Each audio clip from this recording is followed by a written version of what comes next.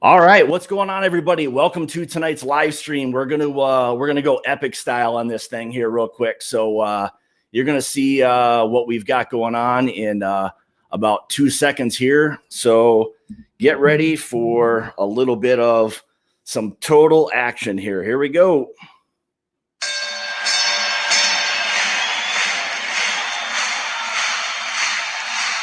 Ladies and gentlemen, welcome to the main event.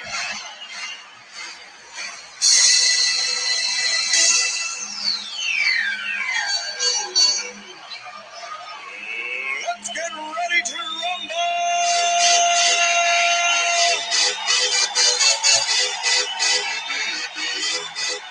Numero one.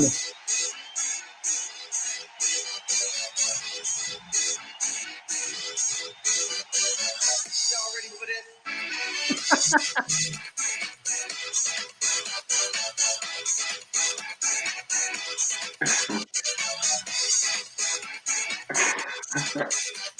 Let's go, bitches.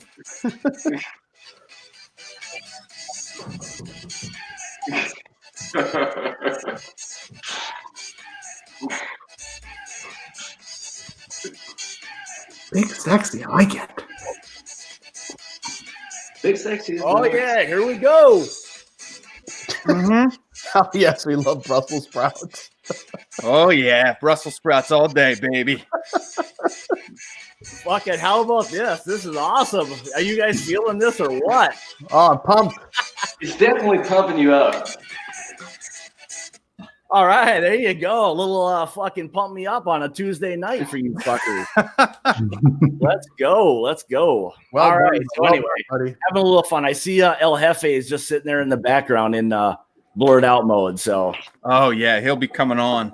anyway, yeah. So thanks everybody for joining tonight's dance off. Appreciate that. So big night. So I clearly have put together the biggest and baddest bunch of BSers in the game today. You can see everybody on this thing is full of shit. So we're in super good shape tonight. Yeah, if you guys came for this live stream for anything professional or good advice, then you're gonna want to find a different fucking stream because this is the wrong one for you tonight. So anyway, all right. So we got everybody. Anybody want to kind of tell everybody a little bit about themselves real quick, and then we'll kind of we'll get into. I've got a big question coming up. Once you guys kind of introduce yourself a little bit, tell them everybody who you are, and we'll get this party started. Hey, I'm Jason C. from the Mash and Drum. Thanks for having me on, Scott.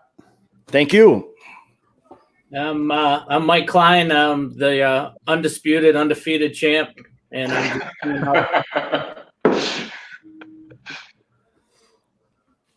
Who's next? Who wants to go I'm next? Brent. There you go. I'm Brent with the Open Smoke Whiskey Reviews. You can find me on YouTube, Instagram, and Twitter. Thanks for having me on, Scott. Thank you. Matthew. Hi, my name is Matt. I have a YouTube channel called ADHD Whiskey. I am 5'10", 308 pounds. Somebody left me a comment the other day that said, I am in terrible shape. It looks like I could not make it up a flight of stairs, and if the virus gets me, I will die. And he said, do not forget this comment. First negative comment I've ever gotten. Oh, the first one, eh? Yeah.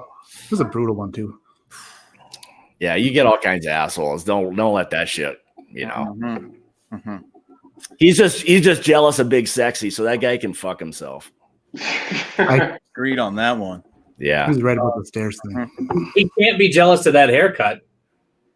No. Mm-mm. It's a beautiful haircut. I'm waiting for you to go get it shaved on a live stream. Just saying. It'll happen. That'd be a fun. That would actually be that'd be a fun one. I think that'd be awesome. That's what you need to do. Shave your head. If you really want some views, shave your head and your balls. That'll really get some views.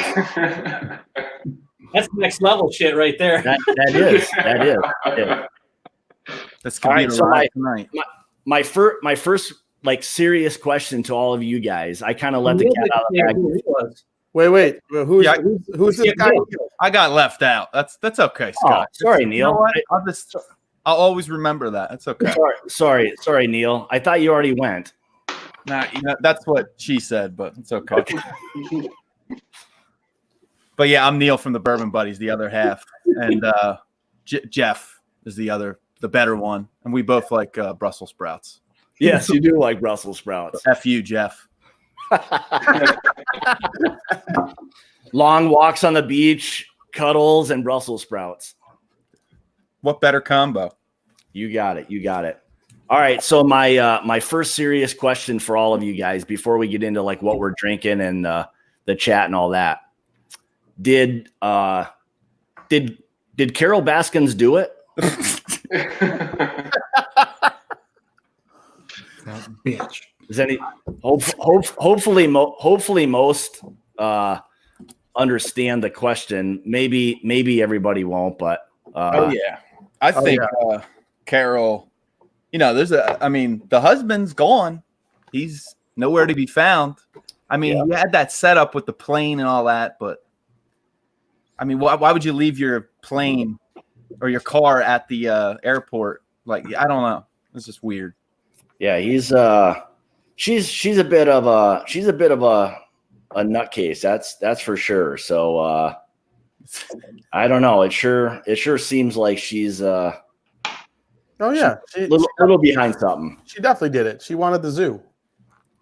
Yeah, I mean, once you kind of hear all the details, hopefully for the people who haven't watched it yet, we're talking about what is it called, Tiger King or something? Tiger King, yeah. Tiger King.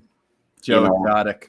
Yeah, Joe Exotic. Yeah, that's pretty interesting. So, all right, so let's get to what's everybody got in their glass tonight. I just poured some Smoke Wagon. This is one of the 10-year Desert Jewel Reserve picks. So Nice. I'm sorry, it's not a pick. It's just their 10-year Desert Jewel special releases they did. Finally got my hands on one. It's delicious. Is it? Is it probably in terms of how they've released them, the small batch, uncut, unfiltered? Then that would you rank them that way? Yeah, this one's cast strength, 104 years. Based on talking to them, they like to keep stuff at a little bit of a lower proof. They don't like the too higher proof stuff. So their whole philosophy is getting maximum flavor at a little bit of a lower proof. I mean, their stuff does get. I mean, I have the uncut, unfiltered here too. This one is 57.5. So I haven't. That one's pretty high, but they tend not to go that high. So Yeah, it's pretty nice. Michael, what about you? What do you got going? Well, I was drinking a KBS espresso. I was trying to figure out what I could pair with that. So actually not knowing what apparently everyone's going Smoke Wagon tonight, but I grabbed the uncut, unfiltered because I thought there's a little bit coffee note in that would pair well with the KBS espresso. So, but I'm open to suggestions. If anybody else out there says, you know what, this will pair better with your KBS espresso, and I'll be more than happy to switch up. Plus, I think isn't today like International or National Beer Day or something too? Yep. Oh, I know. I missed that opportunity. I feel like Old Forester 1910 would go good with an espresso. yeah. Oh yeah, that could be. Yeah. I think Try that too. I think anything that would be like maybe a Woodford double oak would be a good one too. I think. That's true. Anytime you get those where they're aging things in a secondary barrel or toasting things, I think that would pair really well, especially with that espresso KBS. Very true. I'll have to try that next. That'd be a good one. Neal, what about you? What do you got? I actually just have Buffalo Trace. I haven't had it in the longest time, and I'm like, F it. I'll just pour it in the glass. Nothing wrong with that. Yeah. Yep. Matthew. Hi. I wasn't gonna drink anything because I thought maybe, but I poured some Elijah Craig barrel proof, just a little bit, just a taste, right? Good man. You got to have just a little bit of something. Just to kill the stuff, right? Yeah, just to kill the germs. You said just a little bit. You got like 4 ounces there. Yeah. That's a hefty pour you got right there. Like halfway up. Wow, if that's a little bit, what's a lot? What are you talking about? It's not a little. Yeah. Gotta make sure to kill it all. That's 4 fingers. one big finger. That's where it pays to have big fingers. If you got a two finger pour or something, that's where it's nice to have big fingers. So It's only a 2-finger pour, but it's 6 ounces. Exactly. So, Brent, what about you? I am drinking. I've got a couple here, but I don't have the smoke wagon. I do not have that, but I'm actually drinking the Larceny Barrel Proof A120. This one surprised the shit out of me, really. I'm not a real big weeder guy. They usually come off just so sweet. This one here really is very well balanced in the nice oak note, even though it says on the back, it says 6 to 8 years. It does have a nice oak note. It kind of rounds it off and a little bit of barrel spice. I really enjoy it. And this is thanks to Jason Coates. Jason Coates picked this up for me, and I greatly appreciate that for that. Also, I got a couple other ones here. I guess we'll go through those later. But so let's go back to that Larceny Barrel Proof. Now I've not had it. Have you guys had it? What are your thoughts on that one? Tasty. It seems like it's gotten like some mixed reviews, but for the most part, most people. There you go, little bottle chug. Most people got a bottle chug. It's got like a frosted, but don't get me wrong, it is sweet. It's got like a vanilla frosting to me, a little bit of nuttiness. I do pick up a little bit of Heaven Hill characteristic, but on the end, it's got a nice oak note and a little bit of barrel spice that rounds it out and makes it very well balanced. I like it. I think it's delicious. Didn't have huge expectations for it. I did want to try to pick it up because it is a kind of a sought after bottle. And just being honest, if people try to get reviews out there of new bottlings and stuff, and I was definitely impressed with it. I thought it was a good solid pour. And man, it's $65. I mean, Heaven Hill is really putting some good barrel proof products out there. I mean, all of the Elijah Craig barrel proofs. I got the C919 right here. They are just outstanding values. And I know I'm a huge Wild Turkey fan, but the stuff Heaven Hill's doing with their barrel proof whiskeys is kind of a different level of greatness. You know what I mean? I think the Wild Turkey barrel proofs price probably right where it should be. I think if you start pricing that in the same category as your Elijah Craig barrel proofs and stuff like that, I don't think it would have such a huge following. But these here are outstanding pours, both of them. The Elijah Craig, I haven't had a bad Elijah Craig barrel proof. You know, well, we're getting talking about barrel proof whiskeys a little bit. That's with your Bookers and stuff like that. They're running. Jason, I just watched his review on the new one. It did have a price increase. I don't know how it's going to affect them and what people are looking at for what they've got going on. But I mean, I think Heaven Hill's doing a great job with the barrel proof products. I just wish they were a little bit more available than what they are. I live in Kentucky. Well, I shouldn't say in Kentucky and Indiana, but about 20 minutes from Louisville, Kentucky, and these are still hard finds, really. I wonder if that's ultimately going to be one of those whiskeys that's just going to be a little more like readily available. Seems like that's kind of what Heaven Hill's trying to do. Same thing with the ECBP and all of that. Maybe that Larceny will end up being like that. Michael, what do you think of it? I like it's very peanutty, very nutty forward. But the finish on it's fantastic. It holds and it kind of fades to a little bit of an oaky, like you get a little vanilla and oak, and then it fades down to that leathery long finish. It finishes to me better than it actually is. But yes. I think it's a great start, and I feel like it's only going to get better. Like the second release this year is going to be better. Yeah. But for just coming to the plate with this right out of the gate, it doesn't quite compete with Elijah Craig Barrel Proof, but it's a good start. What are you paying for it in your area?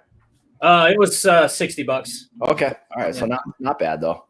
What's the availability? Is it really easily to get there? No, it came out. It was gone the day it came out. Yeah. And then our local store got another round of it. So it came out, it was gone that day, and then like maybe a week or 10 days later, they got another round, and then that was gone, and we haven't seen it since. Yeah, well, any of that stuff is going to be gone in like no time nowadays. So. Oh yeah, I'm not going to see it for a while. Being in PA, it's just no. Yeah. Neal, have you had it at all yet? No, I haven't seen it in Jersey. Usually we see everything kind of hit Jersey first, and yeah, I haven't seen it yet. I've been on the lookout for it, but we just got in PA. They just put out. I think they still have B519 out.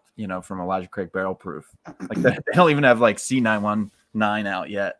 Really? So. I mean, as far as the Elijah Craig Barrel Proofs go, I mean, even for years, in my opinion, they've been just putting out consistently good, solid whiskey at a great price. I mean, I think when you go into buying the A's, B, or C for that $60 to $65 price range, I think you're going to be getting a good value barrel strength bourbon regardless. Yes, and I agree with Jason totally on the C919 last year. The C919, me and Dusty Dan did a blind with the Stag Junior Batch 12.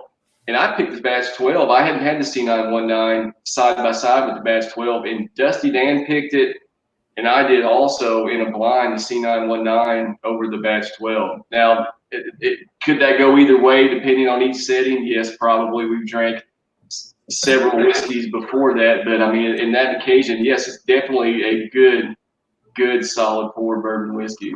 Yeah. Matt, what about you? The Larceny? Yeah. Yeah, I put out a really well-received review about it a while back. If you watch my channel, you would have noticed that, Scott. I did. I know that you put a review out. I may or may not have been the one that left that horrible comment, but I want to apologize. I just want to apologize. But blueberries. Why don't you grace everybody who's watching, the 45 fabulous people that are watching right now who may not have seen your review? They can all go to hell. Go watch his video. Make sure you go watch his video though. Anyway, so what did you think of it? I really loved the nose a lot on that one. I remember had a really solid nose, and I got a lot of baked goods, a lot of cake, like cakey. Got some of that. I like cakey. Yeah, it is bukaki. That's when you throw frosting all over your baked good. It's a new one, bukaki. It is. I'm going to open up a bakery named that, actually. If you cakey when the flour and stuff just go all over the room. I will be super It's a little cakey, guys. Well, there's like 6 cupcake artists, and they all decorate the cake at the same time. If you don't use in your next review either a nosing or tasting profile of bukaki, I've used it before. If you watch my channel, super disappointed. But no, it was solid. I actually really enjoy it. I think for $50, it's a hell of a bourbon for sure. Is that what it was for you? You were $50? Yeah, state minimum in Michigan is $49.99. Okay. Wow. So but like Michael said, I can't wait to see what they do with it in the future. I mean, it's a barrel proof wheated bourbon. Man, there's the possibilities are endless. Hopefully, hey, at the end of the day, I mean, for $50 or $60 for a nice, barrel proof, good solid, bourbon, that's a pretty damn good deal nowadays, considering, Yeah, especially what other barrel proof wheated bourbons can you find once in a while? Not very many at all. No. I mean, so Heaven Hill seems like they're kind of killing it with their price point. I mean, outside of that, what we used to be able to get there 6 year for $12 or whatever, but whatever, I get that, so. Now, hopefully they listen to the people and do a barrel proof rye. That'd be the best. Oh. Wouldn't be surprised if they did that at some point, but. And I'm the people. Do it. Do it. Yeah. Which would really be nice. Yeah. I mean, essentially that would just be like them, having Pikesville as their barrel proof rye, Oh God, I would love a barrel proof Pikesville. Jesus. Yes. Yeah. It's so good. I mean, especially they're gonna. the Elijah Craig rye. I don't think I like that. I like the Elijah Craig rye. And Matt from ADHD Whiskey kind of put it best. I watched his review. He looked at the glass and he said he was just perplexed. He was trying to figure it out. And I hang on a second. Did you say that he said it best? Well, he did say it very well. I had the exact same moment there. You're trying to figure it out. I mean, you're drinking a rye whiskey. Yeah. But as far as I think it's very tasty. Very, very tasty whiskey. And I'm saying whiskey. As far as I think your hardcore, diehard rye fans, I just don't think it's – I mean, the only thing that the rye aspect kind of just hits you in the finish. It lingered a little bit. It just really wasn't a big wowing rye whiskey. Now, as far as I think it doing good and going to do well, yes, I think it'll do well. It's priced very well, and it is a tasty whiskey. But like as far as rye, a good solid rye whiskey, it's I don't know. I think it's lacking. It has a lot of very bourbon-esque aspect to it. Well, hey, I mean, at the end of the day, I mean, you've got a 51% rye that's a fairly low proof. I mean, it's hard for that to not come across really like. Well, anyway, I mean, it is what it is. I get that. Well, you got your Woodfords right there, and your old Forester. Your old Forester's like, what is it? 60? It's 68, 63, something like that. It's a higher. Let's be honest. The Elijah Craig Rye was a release for the cocktail and for the bars. Yeah, that's what it was for. It wasn't as much as it's a good as much as a good gateway to people drinking rye. That's what I said in my review. Is like this would be great for someone want to get into a rye coming from bourbon because it's hard to tell at some points whether it's a bourbon or rye. They have the spice maybe the first couple sips, and then it just goes away and it just finishes like a bourbon. There's not much to it. Great for cocktails, and that's why it was released in only 3 states. That was part of their marketing plan. The first 3 states that they released it in are high volume cocktail states. Yeah. So that's why they were released there. So that's what they're aiming for. That they're looking for that rye whiskey to be bought up by bars, bartenders. And as far as the regular consumer, I mean, yeah, it's an easy sipper, but let's be honest, that's going to compete with your Woodford rye, it's the Old Forester rye, but even the Old Forester rye at 100 proof with that different type of mash bill. Remember, that's higher barley than corn. It's a little bit more citrus forward, so it does a little bit. It drank more like the Old Forester definitely drank more like a rye. It really did. And this is, you're right. Totally agree with you 100%, Jason. The Elijah Craig was more on the Woodford rye and type sort of thing. I think it's definitely tasty, and it would be a great mixer. But you guys all have YouTube. You guys all have YouTube channels and content. I would tell you to put that Elijah Craig rye in with some other lower proof bourbons, and I bet you wouldn't be able to tell it was a rye. Oh, I would totally agree. Yeah, I would agree. Yeah, I think most pick it out with a sore thumb. Yeah, I actually did this. I was on the phone with Dusty Dan one night, and I put them side by side, but the Elijah Craig bourbon and the rye, mixed them up and was just sitting there tasting back and forth. And after tasting back and forth for 5 or 10 minutes, it was very hard to distinguish the difference. Yeah. A seasoned vet, yeah, you could tell. I mean, just due in part to the finish. That was the only thing that gave it away. It did have the big burst of rye on the finish, but it's very bourbon-esque, and I totally agree 100% with you, Michael. It would be very hard to tell apart from the bourbon. It really is. I mean, when I had it as well, I only had a sample of it. It was. I mean, at first I didn't even. I mean, really, without thinking about it, it didn't even taste like a rye whiskey to me until you got a little bit into it and you start to pull out a little bit more of the profiles. But 51% rye, that's tough to not even think it's a bourbon a lot of times. You know. Yeah, but I mean, it's very. I think it will definitely sell well. I mean, it's because it is tasty. You know, the only thing I think your hardcore rye guys like your Peter Whites and stuff like that out there, they're probably not going to like it that much. Well, I think probably because they're not. I mean, it's not a hardcore rye. First of all, I mean, Yeah, right. It's really just a cocktail rye for the most part. I don't think many people who enjoy rye whiskey are probably going to sip on that, to be honest. You know, No, they're not. So, I mean, maybe it'll hold up, but I mean, I think for me, like cocktails, it seems like the magic number. And again, maybe depending on what the mash bill is, that'll have an effect too. But when you can get something that's 100 proof and maybe like a higher rye or a high rye bourbon, something that will hold up, that's bold and spicy. That's really for me, like what makes a good cocktail. Like, a 51% rye that's 94 proof. Mm-hmm. I don't know. I mean, it wouldn't be something that I would necessarily gravitate towards just because of the profile that it has, unless you want a sweeter rye whiskey drink or something, Hey, Scott. Yeah. Mind if I pop out of here and let FA come in? Yep, that's fine. I'll bring him in right now then.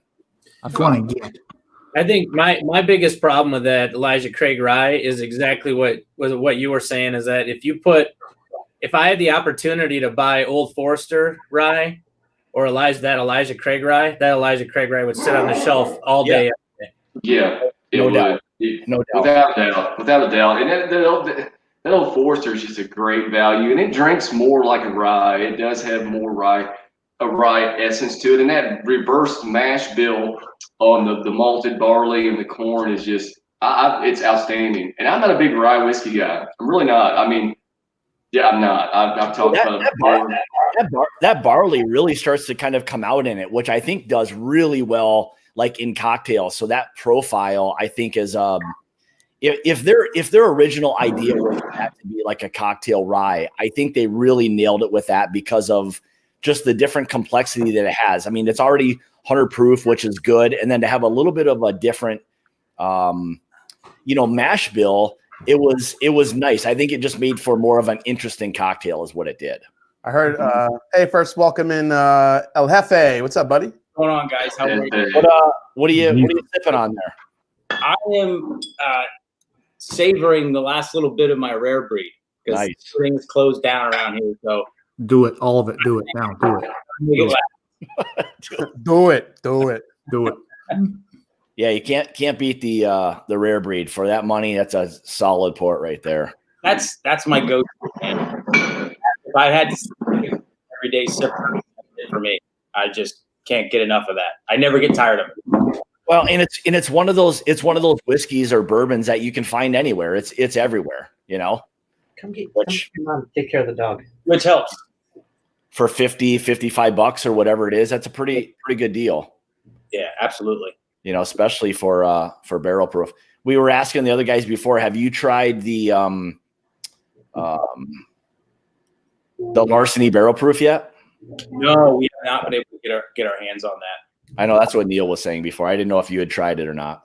No, I haven't got my hands on it. I'm looking forward to it though. That sounds pretty awesome, but no, I haven't. Now, I do have a question because I was listening to you guys backstage. What do you consider a good mixing bourbon? Because I'm not one to mix whiskey. I'm not a mixed drink guy. I like bourbon, and that's it. Typically. So, what is your criteria for that? A good mixing bourbon? Yes, or whiskey. Or just okay. Or is it just House Rye is a good mixer?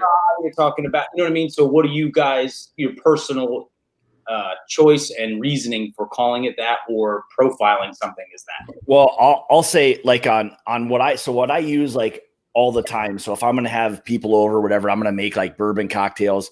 Like I just go right for the Old Forester 100. I think it holds up really well. It's got good profile to it. It's affordable and it has I think it makes a really good old fashioned or something. So that's what I go with the Old Forester 100. Okay.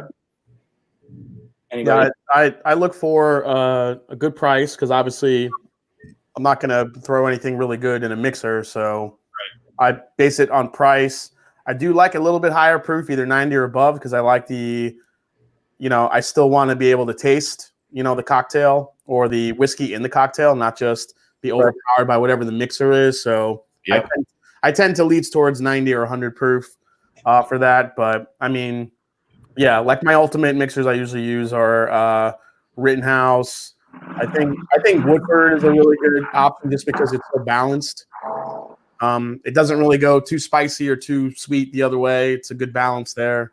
But yeah, Rittenhouse and I use Old Forester rye all the time, which is really good.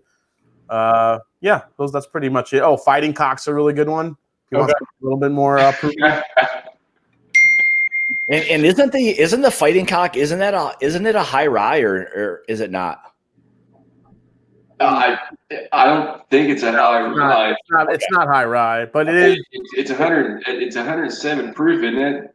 Yeah, it's pretty funny though, because that was like Heaven Hill's like fuck you to Wild Turkey 101 when they made Fighting Cock. They basically made it a couple proof points higher just to be like, we're slightly better than you, Wild Turkey 101. I did hear that. Yeah. Yep. It's cheaper. And they put razor blades on its talons.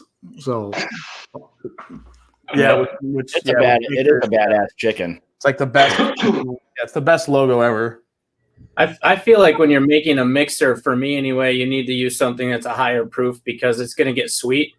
I mean, everybody makes a mixed drink to sweeten it up. So I like to start with something like a higher proof. And a lot of people in here have been posting Old Granddad 114, which is perfect. Mm-hmm. That's a solid whiskey on its own. Yeah, that's a good one. I mean, I would use somebody just wrote Wildlife and Whiskey wrote 101, but I like drinking that shit so much straight. I don't use it in cocktails. I very rarely ever make a cocktail unless some ladies are coming over and want to drink. Yeah. I mean, I very rarely make them too. I mean, every now and then from like my mother or my aunt that comes over. So yeah. People ask me taking ruining my carpet, then I make mixed drinks. For mixing. Yeah. So Matt, when the wife has you pinned down on the ground and she says, "Give me a cocktail, bitch," what do you make for her? Dinner. whatever time of the day it is. Dinner cocktail. Yeah. Do you make many cocktails or what? Me? The only thing I mix my bourbon with is saliva and sometimes carbohydrates. Okay. That's about it.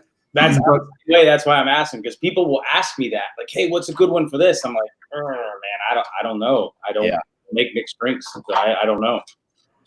Yeah, I like the idea of the OGD 114. That'd be a really solid one. I think that would be, for especially if you're trying to cut some of that sweetness, because that's the problem is that when people make a lot of these cocktails like old fashions, they dump so much sweet shit in it that it's just like, I mean, it's like drinking a kiddie cocktail by the time you get it sometimes, Mm-hmm. So having a little extra proof, but you suck down a few of those too quickly, it'll catch up to you a little bit. But all right, so let me ask you this. So since we've all been quarantined, what have you guys kind of picked up recently, whether it's online or at the store or whatever? What's new to you guys?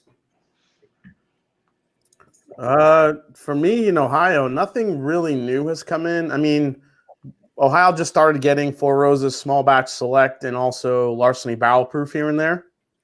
So those are kind of the big bottles that have come through. But a lot of the new releases that we normally get are being pushed back a little bit. So I'm not sure when those are going to. Not that there's a lot right now coming in, but as far as stuff that I'm drinking, it's stuff that I'm getting.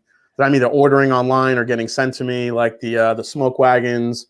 What else? This 1792 12-year. This one, which is a really fun bottle, Virgin Bourbon. This is Heaven Hill Source. It's basically the old Heaven Hill 6-year, just rebottled by another company. Is that new or is that old? It's been around, but it's only in 2 states. You can only get it in South Carolina and Alabama. So it's sourced. It's sourced from Heaven Hills. It's basically it used to have a 7-year-old age statement on it, but I think Heaven Hill made them stop putting the age statement because they wanted their new 7-year bourbon to have the age statement on it. So they got rid of it. But this stuff is it's like $12, $13, and it tastes very, very slightly close to the Heaven Hill, the old 6-year. Okay. Sounds like it'll make you marry your cousin. No, man, that's Jephthah. That's bad. Only available in 2 states because bad shit happens when you drink it. It's so crazy. Like when you hear of like things like that, like available in 2 states, Alabama and South Carolina. It's like, for what reason? For what reason? Why all the? You gotta love allocation. I'll tell you. You know, well, something bad happens. Apparently, we don't give a shit what happens to Alabama and South Carolina. It's almost kind of like here, you Alabama and South Carolina. You guys have a little sample of COVID. Let's see how you you guys handle it, and then we'll see whether or not we need to get a antivirus or something for this stuff. You know, Right. Jesus. Well, remember, this is from Meadow Lawn Distilling Company, so you don't know. You always have to go by when it comes to where to get bottles. It's always the distributors. So if they're not going to pick them up and help them distribute places, then you're just going to get 2 or 3 states. So have you ever been to the Meadow Lawn Distillery? I heard it's pretty nice. It's in Bardstown. It's just a barrel in a field of grass. Yeah. It does not exist, probably like most of them. So what else? Anybody else pick up anything recently? I got this. I got a buddy that lives in Vegas, and he sent me this, and he was supposed to send me the Desert Jewel. He was going back to get it the next day to send me the Desert Jewel as well, and they closed all their liquor stores in Las Vegas. So He actually sent me a message on Facebook today saying, "Hey, good news. Las Vegas is opening up liquor stores for online ordering within the city. So they can order from the liquor store and have it shipped to their house." So he's like, "I'll order you that Desert Jewel, have it shipped to my house, and then I'll ship it to you." I'm like, "Sweet. Sounds good to me." So that's the Desert Jewel you have right there? This is the uncut, unfiltered. Okay, yeah. Yeah. He was going to get me both, and this was the only one he could get. So how are you liking that one? I love it. It's fantastic. Like I said, it pairs really well with the stout, especially the espresso stout. It's almost got like a bit of a raisin or a fig note to it that really grabs, transitions over really well. So it's raisin and clove, which is, I think, it's awesome. Yeah, it's a well blended product. I don't know who's doing the blend, and I know Jason, you said something about having the guy on your show that's actually doing it. And he's actually coming on the show. So I'm doing my regular live with actually Cline. Me and him are going head to head in a blind battle tomorrow night. I've got to try to dethrone his ass because he's undefeated right now. Actually Thursday night at 8, I'm having Alec from Smoke Wagon come on the channel, and he's going to talk about. I'm just really interested, like, how he blends, what they do, their whole process. So he's going to come on Thursday night. So I'm doing a back-to-back. So it should be pretty fun. Nice. I love that guy. If you haven't heard that guy or been on their Instagram, oh my God, that man he's a show in himself. And that's a big reason why that their products have gotten so. Cline, we're not talking about you right now. We're talking about somebody else. It always goes back to me, Bukaki. Yeah, that's a big reason why their brand and their bottles have taken off and gotten so popular. Is a lot of the social media stuff that he's doing. I mean, he's giving away bottles. He's a super great personality. He's walking around blending with overalls and a cowboy hat on. It's brilliant. That guy's jacked too. He's on testosterone replacement therapy or human growth hormone. He's just sipping bourbon, spitting it out, and just losing body fat by the second. That raisin note you're talking about, you don't get raisins to a whole very often on bourbon. That's more of like a Scotch note, like your deep plums and raisins and stuff like that. But remember, the uncut, unfiltered. I mean, they're blending barrels between 6, 8 to 12 years old. So he's doing some great blending. I mean, sounds great. Yeah, I mean, what they're doing when you see him online, I mean, he'll even go through like how he blends. It's pretty interesting. He's just basically dumping barrels into a fucking huge vat, just letting it sit, letting it blend, tasting them. Does it need more 12-year? Does it need more 3-year? So I'm really interested to see like what his creative process is. So yeah, I would agree. I think the combo of his like marketing skills combined with the fact that they're already blending like really good whiskey, like he's kind of killing it with that. I mean, I think that was part of it. Like, you know, like what exactly is Smoke Wagon? Where's all this shit coming from? And, you know, you kind of buy into the personality and then you taste the whiskey and you realize, man, that's really a really good whiskey. I'm gonna try to get my hands on some of that. It sounds really good. A guy like Scotch, I really enjoy Scotch also. I'm just not a bourbon drinker, but from what you guys are telling me, it sounds really interesting. And it's really pretty affordable. I mean, what, $50 for the small batch, which I think is that blends of like 4 to 12 or 5 to 12 years or something. Yeah, it's 4 to 8 when I did the research, but I don't know what it is now based on what they have left in stocks. So I mean, when they did it, they bought all the 4-year they could, and they bought a bunch of 12-year, and they bought a bunch of as much as the 30. It's a high rye. It's 35% rye mash bill from MGP, but it does not drink that way. It really comes off really smooth and sweet. It's really great. Yeah. Yeah. It's got a lot of. And then the Desert Jewel's 100. Yeah. The Desert Jewel's $100. That's this one. It's got they don't have these anymore, but he said that he's working on something else that's going to kind of replace this. But so this is the blue medallion in the front. Which, you know, I mean, really, I mean, nowadays $100. I mean, for a good whiskey, I mean, I think anybody who knows anything about it will pay that all day if it's good. First of all, if you could get any MGP for $50, you're doing something right. Yeah. Well, they must have got a lot of those barrels a long time ago. They bought them early. They bought them early. Yeah. So there was. I mean, yeah, I paid. I think my wife did $130 for a sourced 8-year MGP chicken cock. Yeah, it's you're totally without a doubt correct on the $50 MGP sourced whiskey. $50. That's definitely a very, very good value. Well, I mean, that's the advantage of them being able to buy like old stock. I think that's that old like 36% high rye MGP, and they bought some of the older stuff. So, I mean, I think a lot of this is probably similar or close to what Smooth Ambler was putting out a few years ago when they went away.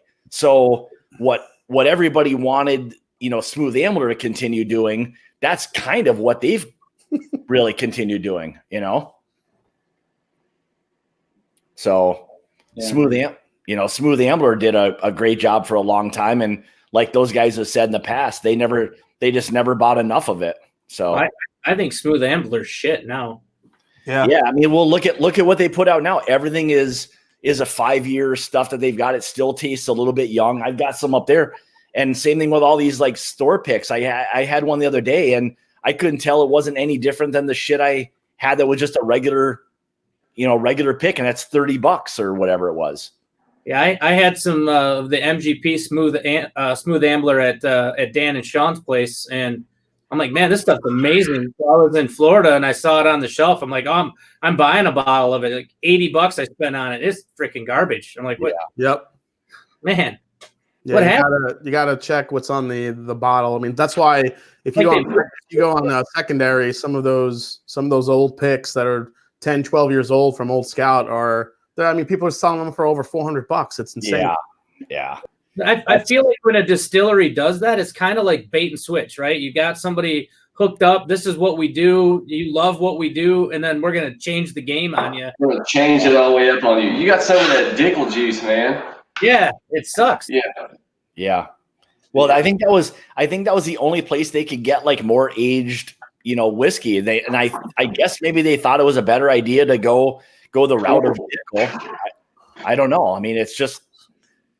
I thought it was a mistake on their part too, and I think they realized that they were reeling a little bit once they knew their original MGP was gone, and now they had to find a different source. You know, wow. Well, Traverse City Whiskey did the same thing. They were MGP. They were fantastic. Everything that they brought out was really good, and then everything they're buying is Dickel, and it's turning into. And what's bad is it's not even an easy transition. There is such a disparity in flavor between MGP and just anything in Dickel. It's insane. Yes. Yeah. Dickel stands out in the crowd amongst anything. Yeah, it's very easy to pick out. And even like I don't know if you guys have had the Blue Note bourbon, or I mean, you can get that Dickel presence on the whiskey regardless. Sometimes it's more prevalent than others, like that 13-year bottle and bond they just came out with. That Dickel funk was on that so bad. It was just that, I guess, minerally chalky Flintstone grainy note. Yeah. Well, like Jason and Michael were saying before, it's not an easy transition. It's got a complete different profile. It's almost like trying to convince somebody who liked bourbon before to load a bunch of like nasty rye into a bottle and try to like convince somebody that it's a good bourbon. It's just not going to work, you know? Yeah. You love bourbon. Here's the vodka. You know what I mean? Yeah, it could be something like that. So have you guys found yourself like starting to order like more stuff online? I mean, for me, not really. I mean, there's not a lot to order right now. Most of the hard to find bottles are stuff that you know, I mean, for me personally, I've kind of stopped or tried to stop buying duplicates of bottles over and over just because I want something to buy. I'm really just looking for things that are new that I could review or something like that. And it's a little bit harder now because those things hit online and then they're gone in 2 seconds, or they're upcharged by hundreds of dollars, unfortunately, in some places too. And then, you know, so not really. I kind of depend on like patrons and friends and some of the liquor store contacts I have in New York to help me find some stuff if anything new's coming in. So yeah. Jeff, what about you? It's hard here in PA because there's a lot of different laws, so you have to watch. Typically, if you order something online, it would have to go to what we call the state store, which is, you know, the state-run alcohol, you know, their old deal there. So, I mean, certain wineries you can ship to the house, but other ones have to be shipped to your local store. Then you got to go pick them up. So to try to get whiskey or anything, it's a no-go. And so that's why Neal and I always talk about we go to our spot in Jersey because we live right on the border. And I've heard people having some issues now going back and forth because we're not really supposed to be out. Yeah. So you shouldn't be going to Jersey to buy, you know, it's not a necessity. So you shouldn't be going. And then if you get pulled over for it, there's been some stories of people getting flack and even getting fined. So I've been just laying low and just nipping on stock, you know. So no whiskey from anywhere and directly to your door. Not that I have heard of. Okay. Do you have ABC? Is that your state-run stores by you? No, it's they call it Fine Wine and Good Spirits, and it's all run through the Pennsylvania Liquor Control Board. So now the laws have changed. I mean, just up a few years ago, you couldn't even buy wine in a grocery store. Now you can. Now they're selling certain, you know, you can buy like beer and wine in a grocery store. But it used to be you had to go to what we call the state store. And that was your only avenue. So whatever they got. And to try to find anything, now they're doing more where you can go online and kind of see who's getting what, kind of like a live inventory, and they'll get limited. Like they might, let's say they get some Weller in or something, but it'll be gone in minutes because there are people who are just like hawking it. yeah, exactly. And then I you have have a legit question for you guys for state-run stores. So I travel for a living, and when I'm down south, there's a lot of ABC stores all over the place, and the ABCs are state-run. Yep. They say they have a new rule now that all allocated whiskeys and bourbon are for gold members and above. And in order to be a gold member there, you have to spend $5,000 a year. Oh my God. Yeah, I mean, listen, the state to state, because once I moved to Ohio and found out that it was a state-run liquor agency, I did a lot of research on what's the differences, and they're all different across different states. Yes. I mean, it's almost like its own mafia. They all have their own rules, their own laws. They all do their own things, their own rules when it comes to what you can buy, when you can buy it. Some have a point system, as you mentioned, Mike. Some have a gold star system, almost like if you become a member, you build up points. It's how much you spend throughout the year.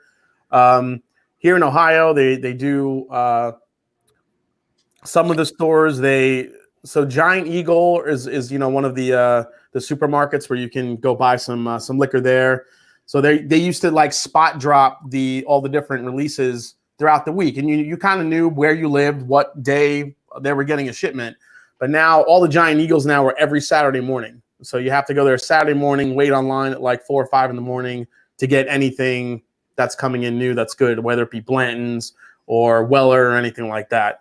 Then you have some stores that right now with the COVID thing going on, the state deemed it that we're not allowed to be online anymore. So any stores that get new things, they have to put it out sporadically throughout the day. They can't bring it out at once because nobody can be waiting online. So if you have the balls to stand in a store all day, you might be able to get something pretty good. So yeah, they've kind of done a little bit of that here too, where they're not like making people stand in line for something. They're going to like spread it out throughout the day. They've made a note, so like, don't even bother standing in line. It's just, we're not going to do that way. So, But have you heard Virginia? They just passed a law that you can order directly from the distilleries and they'll ship it to your house.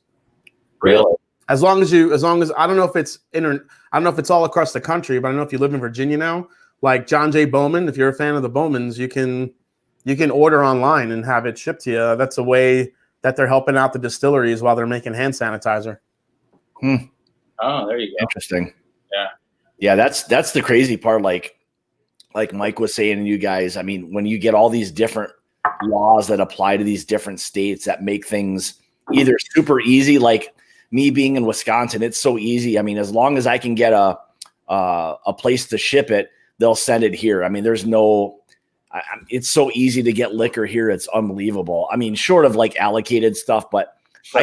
I can go anywhere that will ship or distribute or whatever it may be. And it'll be sitting on my doorstep in a couple of days, which is nice. And that's probably why I found myself like with the smoke wagon. I just went and found a place that would ship it. I think I got mine from Chips or something. They're out in San Diego, but yeah, I mean, any of these places that you find that are willing to ship it, we're an easy state, that's for sure. So yeah, Michigan is not an easy state. Probably half of the things that you try to order, it says cannot ship to Michigan, cannot ship to Michigan. Now is that that's a good question. Is that a Michigan thing, or is that a from the distributor wherever it's coming from? Like they don't have a license to send it to that state or combo maybe even. I think it's a Michigan thing. I think the question you were asking was, it determines on the state you're in whether they'll allow you to have whiskey shipped to your residence. I don't think it's depending on the state shipping it out. It's, hey, will your state allow it or not? Sort of answer that for you, Michael. I wasn't trying to. Yeah, but Mike, I'm glad you did, because I honestly don't know that answer, because I don't know. I can probably get liquor shipped to me from 10 or 12 different states, but then the majority of them all say no, we won't. Like I can't ship from New York to Michigan because there's a lot of allocated stuff that you can find online in New York stores, and they will not ship to Michigan.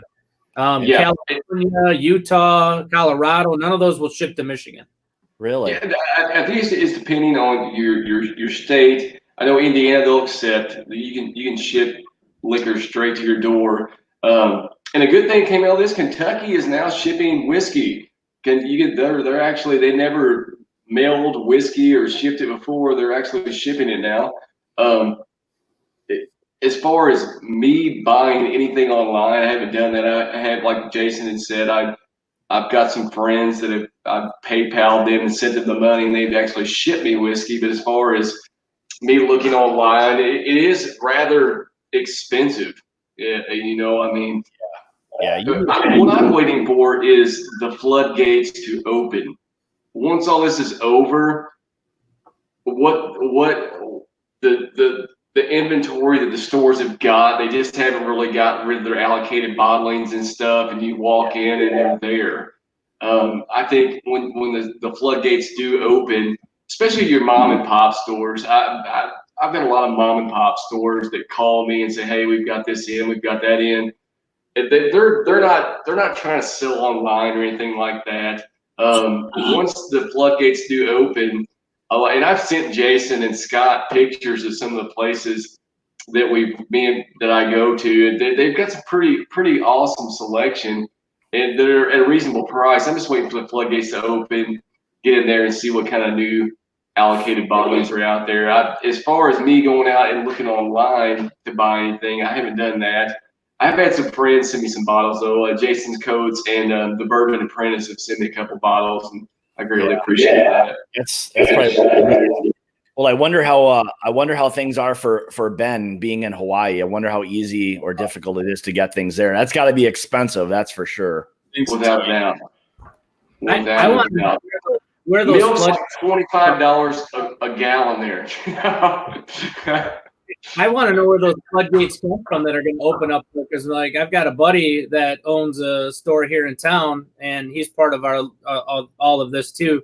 And he said he's busier now than ever. Like they're off the charts busy selling liquor left and right. It's just they're not getting any allocated shit from the distributor.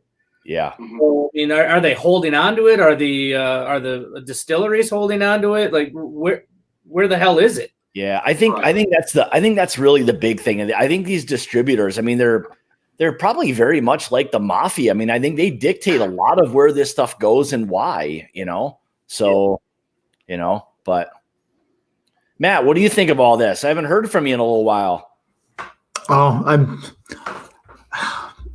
I haven't been able to order any. Like